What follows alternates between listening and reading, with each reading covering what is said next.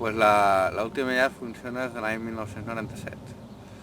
Aquest any vam iniciar l'activitat de cementiri d'animals, però només com a cementiri, o sigui, només podíem enterrar. I l'any 99 ja vam ampliar l'activitat posant una incineradora d'animals.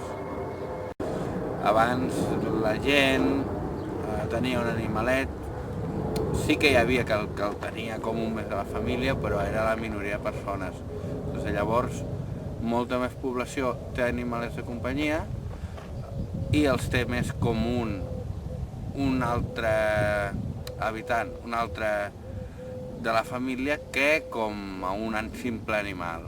Tots els que treballem aquí ens agraden els animals de companyia, hem tingut animals i en tenim a casa nostra i hem passat pel trasbals que suposa perdre un animalet. Bueno, la idea ve de fa molt temps. El meu oncle, el Bernat, que és el fundador, fa molts anys va veure un cementiri d'animalets a la televisió. Era un cementiri anglès i ell es dedicava a l'agricultura, a la pagesia, i això era tot un camp d'avellaners. Però esclar, ja se sap que ja des de fa molts anys que l'agricultura està molt malament i va decidir intentar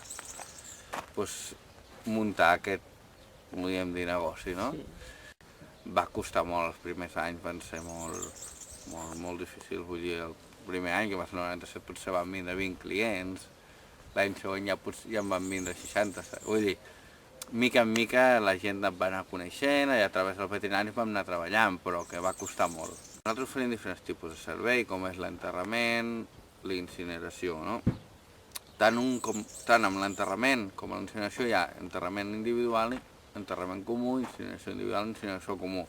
Generalment el servei més sol·licitat és el servei bàsic, que és la fossa comú, incineració comú. És el que més se sol·licita. Després també es sol·licita bastant la incineració individual i bastant menys la fossa individual, sobretot gossos i gats, perquè torna, gossos és el que més s'enterra i després gatets. I també hi ha altres animals, com són conillets índies, ocells, com pericos canaris, alguna iguana, alguna serp, però sobretot gossos i gats. Tenim un camell petit, jove, que era d'un circ que va estar aquí a Riudoms i se'ls va morir. Clar, ja sabeu que els circs són tots com una família i aquesta pèrdua els va afectar moltíssim. I amb els anys fins i tot alguna vegada havien vingut a visitar-nos, a visitar l'animalet. A veure, ara potser ja som uns 8 treballadors, però potser el cementiri podria sobreviure perfectament amb uns 3-4 treballadors. A veure, a Torrelles, a Barcelona, hi ha un que és cementiri només. Però jo diria que cementiri com aquest, que tingui a la vegada incineradora i que sigui un recinte jardinat, jo diria que exacte d'aquest aquí a Catalunya no n'hi ha cap.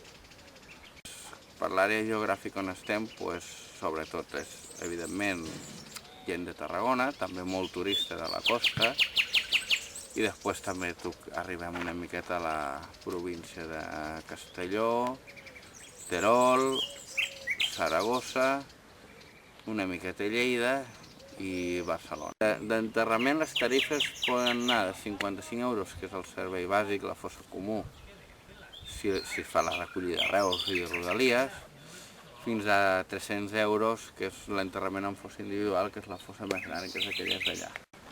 Llavors, les incineracions van dels 98 euros fins als 200 i pico, depèn del tamany de l'animal i si l'has d'anar a buscar o no, la població on l'hagis d'anar a buscar.